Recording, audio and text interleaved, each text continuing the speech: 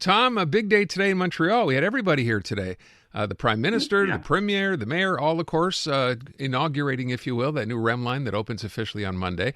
But part of this week, we heard a lot from Mark Carney, especially yesterday, right? He kind of teased that Thursday there'd be some big announcements. I want you to hear some of this and tell me what you think. This is from the Prime Minister. Canada's government is focused on attracting massive investment into our country so our workers have more job options and higher wages. Our businesses have more opportunities, and our communities are more affordable and more connected. We're moving ahead with major nation-building projects that will directly benefit our workers, our businesses, and our communities in Montreal and across Quebec. We're fast-tracking. We take the example. We're fast-tracking high-speed rail spanning 1,000 kilometers from Toronto to Montreal and Quebec City, reaching speeds of up to 300 kilometers an hour. All right, that's part of the announcement. By the way, the siren you hear, that is Pierre Poilievre speeding to the site to stop him from speaking. So, fast tracking, I had Gregor Robertson on earlier in the show because he is, Minister of Infrastructure. Yeah. I don't know what fast tracking means. This is a project we've been talking about for the last 20, 30 years. And when I said, do we have a timetable? Of course, the answer is we're moving as fast as we can. So what do you make of this? Yes, the speed of bureaucrats. It's wonderful that you've chosen that example. I thought it was just charming to see Legault with Carney on the REM, and the REM didn't break down. I thought the same thing, yeah. It's the type of week that poor Mr. Legault, I mean, we joke about it, but there's a lot of self-sacrifice and family sacrifice involved in politics, and yes, Legault's having a heck of a hard time, but you've still got to recognize the fact that the guy accomplished something major by pulling together a party where he said, neither separatists nor federalists, we're just going to be good accountants. But that hasn't worked out so well. So I do think of that when this week, on Monday, Francois Legault decided to make a huge announcement. He goes out to the Beauharnois power plant. That's kind of an obscure place, but it's the biggest one close to Montreal. He's there with a bunch of his folks, his minister, and he's going to make an announcement, a re-announcement of the same stuff around Hydro-Quebec and talk about investing for the future and all that sort of stuff. And then the next day, there's a big snowstorm that snaps the power to about 250,000 homes in Quebec. And nobody cares what Legault said about the future of Hydro-Quebec. They're saying, why is my hydro cut off now in the middle of this year's first snowstorm? So the guy cannot catch a break. I was watching with my fingers crossed that they would all make it back in the REM, and it made it back. Maybe they had a rope tied to it just in case they had to pull it out of the tunnel. Boy, that would have been the icing on the cake, wouldn't it? If in the midst of all this, with everything going on, all the pomp and circumstance, and the thing would have broken down. That would have been perfect. Now, maybe that'll wait for Tuesday or something. The exclamation point on it. All right, listen, a couple of other things. First of all, and I don't want to dwell on this, but, this idea of fast-tracking, we know what the government, what the opposition is talking about here. Much of this stuff was already baked in. Exactly. Is this much ado about nothing, Tom? What do you think? So far, yes. I think it's a fair criticism to say this is like all stuff that we knew about.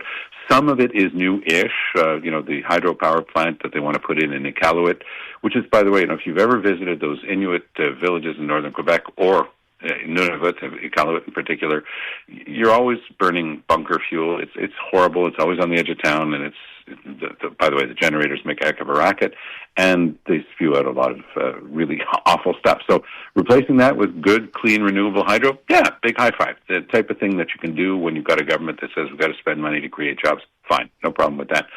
But most of the stuff they've announced, Bécancour, the port facilities near Montreal, that was pretty well in the works. But what they might do now is waive some of the basic rules, for example, protecting marine life. I'm sorry for not remembering what it's called in English, but the suceur cuivré or the chevalier cuivré is one of the fish that's there, and it's a very rare fish. It's protected, and they don't really care about that sort of stuff anymore. This is what Bill C-5 allows them to do, push aside some of the rules, and that's quite a concern to me. and not in this one case with that one fish, but overall the approach, which is, we talk about biodiversity. We attend conferences about the stuff. We even hold them in Montreal, but we're not really going to do anything about it when we have to build a new port. There's a classic one, Saint-Michel-des-Saints, if anybody knows that area, in La Naudière, very nice cottage country, basically Laurentians-ish in terms of the height into the, to the St. Lawrence lowlands, but you're on the right-hand side, so you're a little bit east, you're halfway between the Laurentians and Trois-Rivières and Mauricie, and there's some beautiful lake areas in there. You're into the same hills as the Laurentians. It's really quite nice. And they're just going to have this massive graphite mine because this is one of the things we need to build lithium-ion batteries. The local folks haven't said the last word, but the fact of the matter is that Legault's not saying anything about it. So he said the same sort of thing. He wanted to push aside environmental rules, and I think that what Legault used to talk about, strong social support for a project, what he would call acceptabilité sociale, social acceptability, doesn't seem to have to be there anymore. So this is a concern for me long term, because if all of this gets swept aside, we're just leaving huge problems for future generations. Tom, I want to shift, if I can, to the STM situation. We are now, it doesn't look like we're going to get a deal reached last minute now to avoid having the drivers, the metro operators tomorrow walk off completely for the weekend. My question to you is simply this, if I could. We heard the Labor Minister, Jean Boulet, say the other day that, he was thinking of moving up that bill from November 30th. Yes. Now, he needed all the opposition to come on board. Quebec Solidaire decided they didn't want to play ball. I want to leave that aside for a second. Why did the Premier, who had the opportunity to, like he did with Bill 2, not invoke closure for this? I've been following this one closely, and I have to say that Labor Minister Jean Boulet has been, and it is the only word I can think of, incomprehensible. We were on the air with him on one of the French panel shows that I do a couple of nights ago, and he tried to explain somehow the difference in his view between the situation with regard to the maintenance workers and the potentials with the drivers.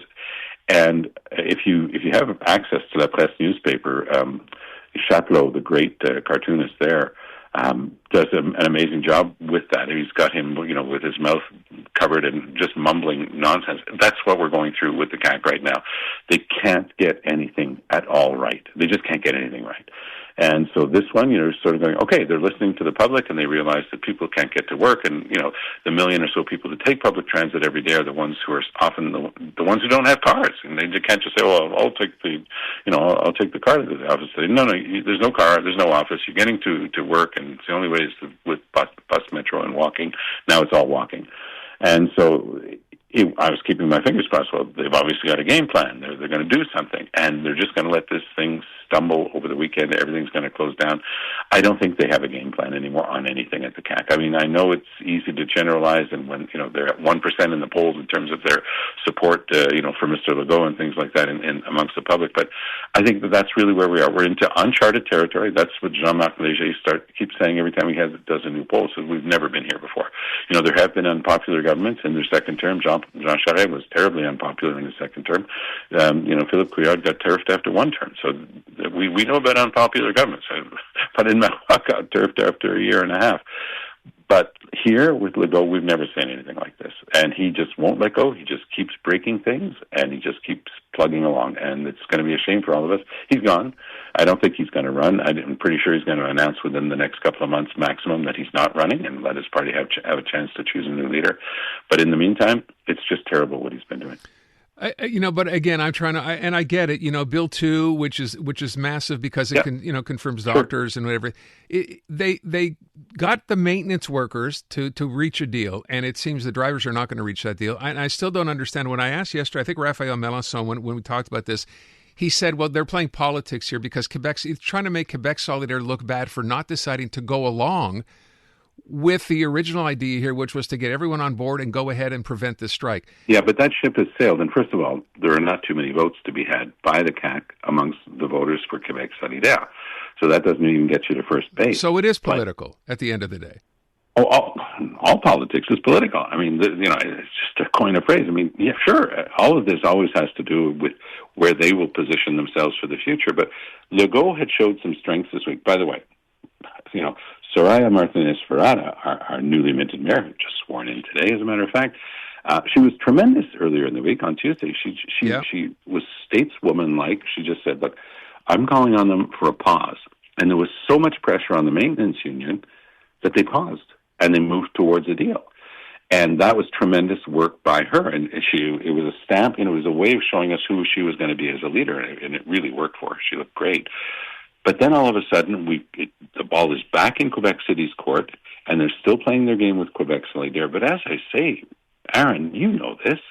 There are no votes. I mean, Quebec Solidaire is a strong left-leaning separatist party. Guess what? He's not going to go and get a bunch of votes out of Quebec Solidaire. If anything, he'll squeeze Quebec Solidaire even more. The separatist vote will go back to the separatists, and the Anglos that I know, a bunch of the NDP Anglos that love Quebec Solidaire for its socialist policies, they're going to drift back to the Liberal Party and to Pablo Rodriguez at the next election. If he finishes the job against Quebec Solidaire, we'll wind up with the same type of two-party fight we just had federally. It'll be a fight between the Liberals and the Parti Québécois, and guess what? The Liberals are going to win. You think he pays the price for allowing this strike to happen this weekend when we have no transportation at all? Absolutely. I mean, what could be worse in a city of the greater Montreal area, 4.5 million people, with tons of things that have to be done, and people not even able to hop on a bus and go off to the shopping center that might be 12 or 14 blocks away and come back with a couple of bags of groceries? They can't even do that. So they're going to have to spend, $12, $15 on a taxi that they don't have because, people don't have extra change in their pockets, period. And it's a lousy situation. And by the way, I know it's easy to say, but, I've been watching a lot of people just stop at corners and offer to pick up one or two people. Maybe, do the same thing as we go through the weekend. Just offer to give folks a lift if you get a chance. Going to be a tough weekend for a lot of folks, and even worse to hear that some businesses have simply decided not to open because what's the point? They can't get the workers to show up. Exactly. I'm Dylan Playfair. And I'm Tyler Smith. We're putting loneliness in the penalty box by talking to some of our favorite athletes about the importance of friendship. This is Bromance. Bromance is brought to you by Charm Diamond Centers, proudly Canadian-owned and operated. Charm has been part of your love stories and bromances for over 50 years. And you can find Bromance on the iHeartRadio network or wherever you get your podcasts.